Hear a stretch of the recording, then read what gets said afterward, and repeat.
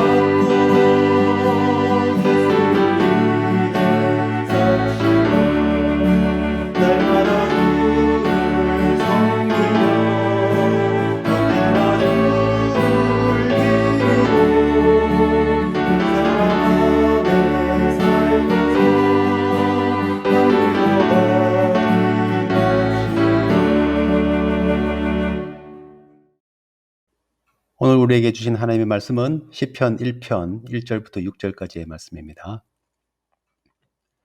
복 있는 사람은 악인들의 꾀를 따르지 아니하며 죄인들의 길에 서지 아니하며 오만한 자들의 자리에 앉지 아니하고 오직 여호와의 율법을 즐거워하여 그의 율법을 주야로 묵상하는도다. 그는 시냇가에 심은 나무가 철을 따라 열매를 맺으며 그 잎사귀가 마르지 아니함 같으니 그가 하는 모든 일이 다 형통하리로다. 악인들은 그렇지 아니함이여 오직 바람에 나는 겨와 같도다. 그러므로 악인들은 심판을 견디지 못하며 죄인들이 의인들의 모임에 들지 못하리로다. 무릇 의인들의 길은 여호와께서 인정하시나 악인들의 길은 망하리로다. 우리의 삶의 현장이 교회와 많이 멀어져 있습니다. 사람들 사이의 사회적 거리가 6피트라고 하지만 혹시나 하는 염려 때문에 실제 우리 삶에서는 그 거리가 몇 마일 혹은 몇백 마일의 거리가 되고 있습니다. 일주일에 한 번이라도 서로 만나고 인사를 나눌 수 있었던 그 교우들 간의 거리가 지금 몇 달이 지나도록 보지 못하는 먼 거리의 상태가 되어 있습니다. 우리가 공동체가 되어서 함께 나누었던 많은 즐거움들이 이제 벌써 먼 이야기처럼 느껴지기 시작합니다. 저희도 친한 친구 목사님들이 LA에 많이 살고 있는데 가끔씩 그분들 만나러 내려가는 여행이 큰 즐거움이고 기쁨이었었는데 지금은 생각만 할 뿐 그 여행의 즐거움을 느끼지 못한 지 오래되고 있습니다. 저는 종종 이 영상 예배가 안 된다고 연락을 주셔서 저를 불러주지 않으시나 막 달려가서 주차장에서라도 만나 뵙고 문제를 해결해 드리러 오면은 얼굴도 뵙고 문제도 도와드리고 좋을 텐데 일석이조일 텐데 뭐 이런 생각까지 하게 됩니다. 이렇게 가정에서 머물고 동일한 삶이 계속 반복되고 보니 재미가 없고 낙이 없어 보입니다. 그래서 오늘은 우리 성도들의 삶의 즐거움에 대해서 한번 생각해 보려고 합니다. 사람들이 즐거워하는 일들은 참 다양합니다. 이 쉘터 인 플레이스 기간이 시작되었을 때만 해도 한 번이 저희 아이들을 이제 보니까요. 처음에는 한동안 보지 못했던 영화나 드라마를 보면서 이렇게 머무는 시간을 즐거워하더라고요.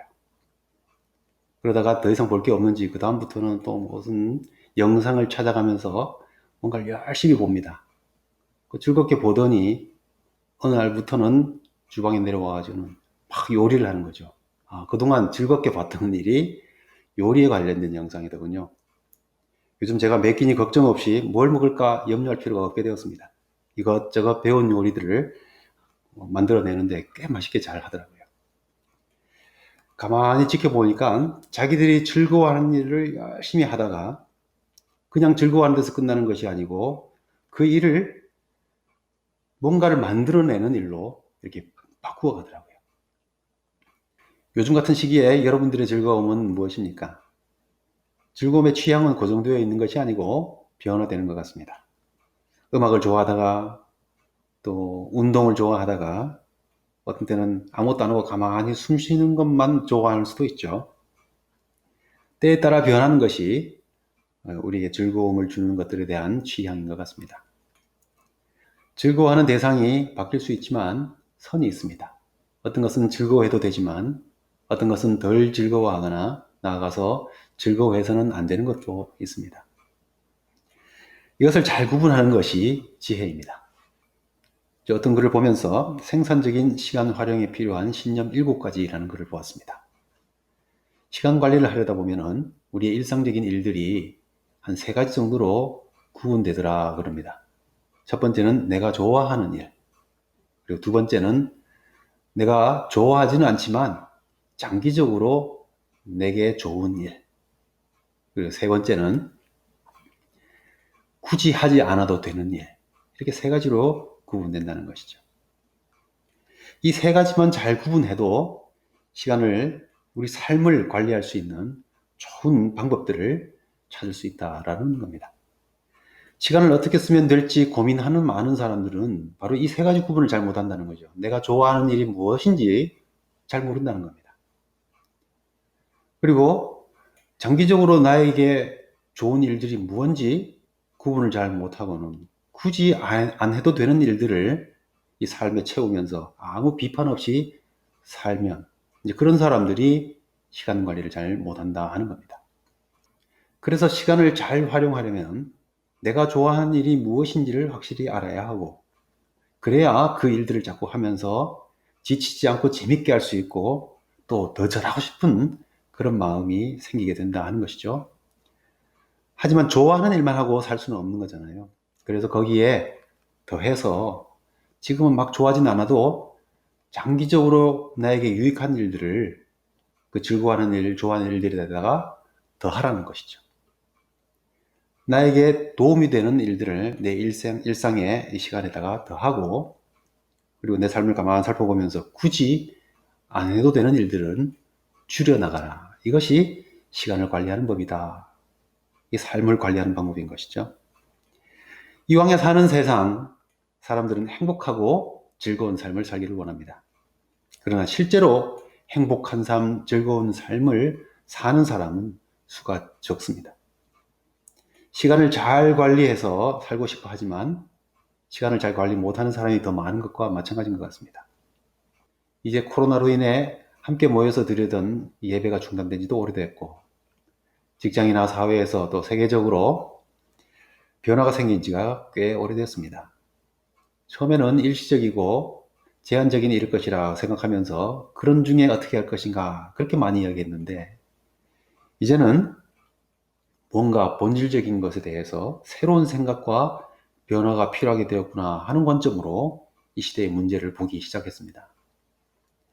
이런 시대에 우리 각자가 우리 삶의 자리에서 흔들림 없이 복된 성도, 거룩한 하나님의 백성으로 살기 위해 나를 변화시키고 발전시키려면 어떻게 해야 되는가 생각하지 않을 수가 없는 것이죠.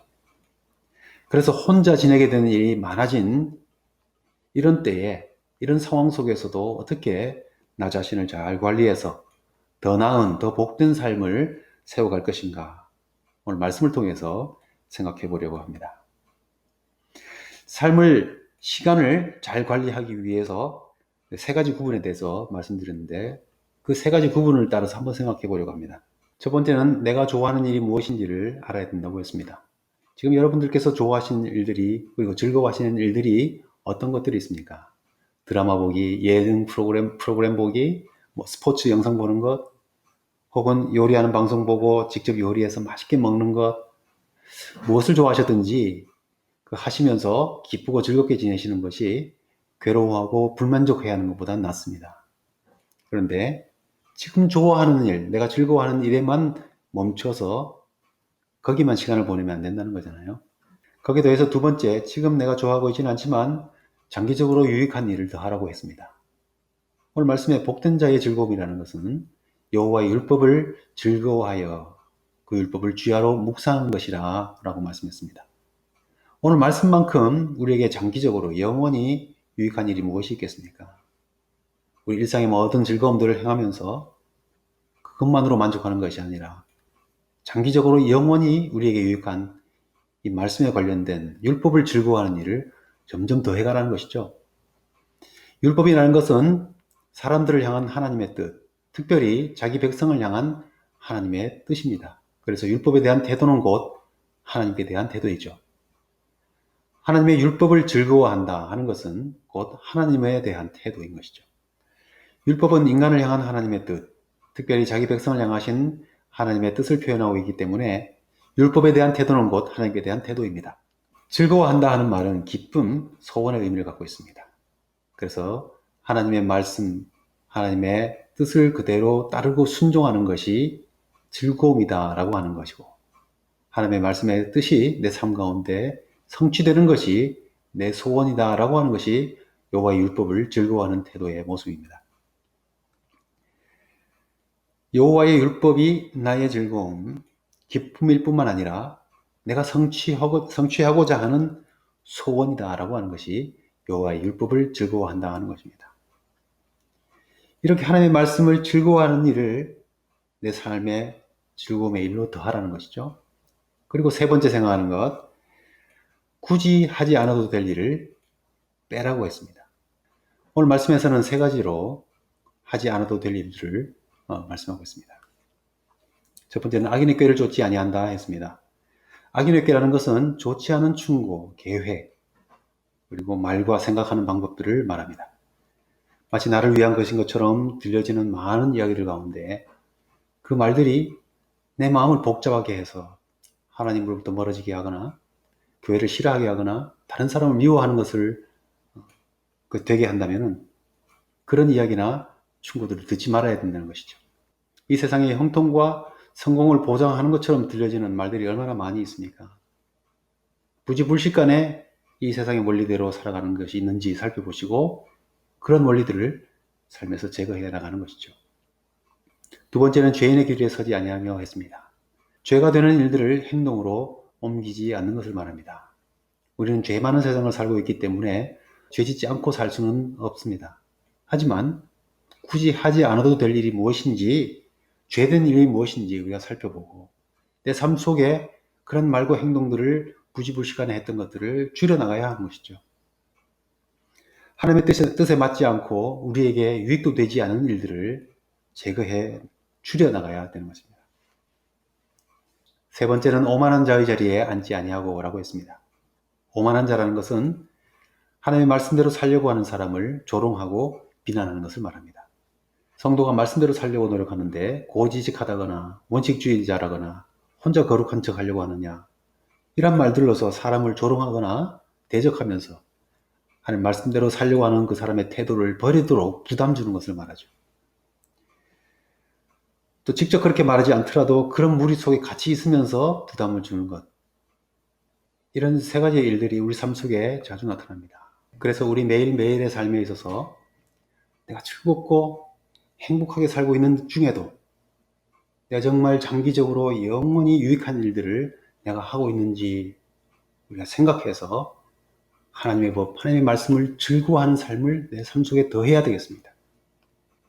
그리고 내가 부지불식간에 굳이 하지 않아도 되는 말과 행동과 생각들을 해서 나와 다른 이에게 상처를 준다거나 불행을 부르는 일들을 하고 있지는 않는지 살펴보아야 하는 것이죠.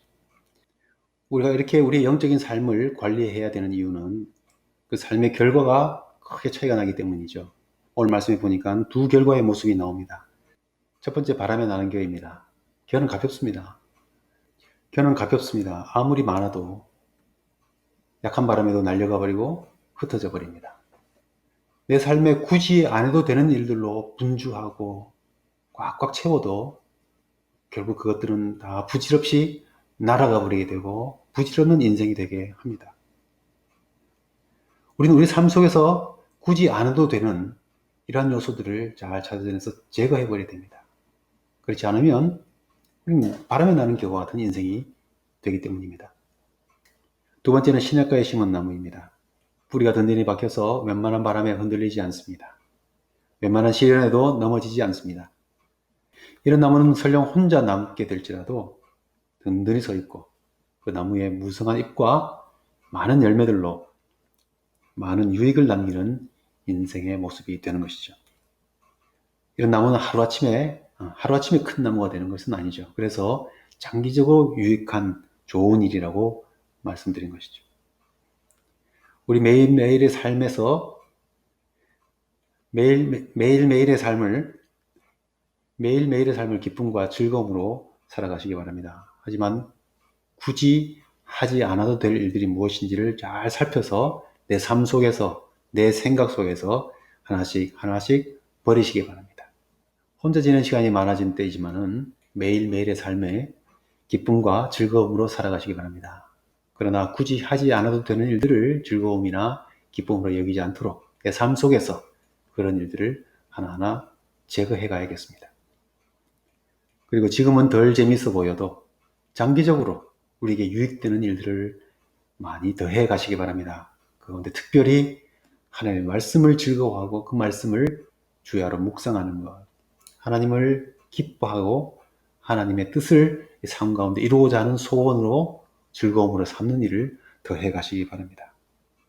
그렇게 될 때에 그래서 시냇가에 심은 푸른 나무처럼 어떤 시련과 어떤 상황 속에서도 흔들리지 않는 나무가 되어서 하나님의 뜻을 이루고 풍성한 열매들로 유익을 주는 복 있는 자의 삶, 복된 인생이 될 수 있기를 바랍니다. 하늘에 계신 우리 아버지여, 이름이 거룩히 여김을 받으시오며 나라의 임하옵시며 뜻이 하늘에서 이루는 것 같이 땅에서도 이루어지이다. 오늘날 우리에게 일용할 양식을 주옵시고 우리가 우리에게 죄 지은 자를 사하여 준 것 같이 우리 죄를 사하여 주옵시고 우리를 시험에 들게 하지 마옵시고 다만 악에서 구하옵소서. 대개 나라와 권세와 영광이 아버지께 영원히 있사옵나이다. 아멘.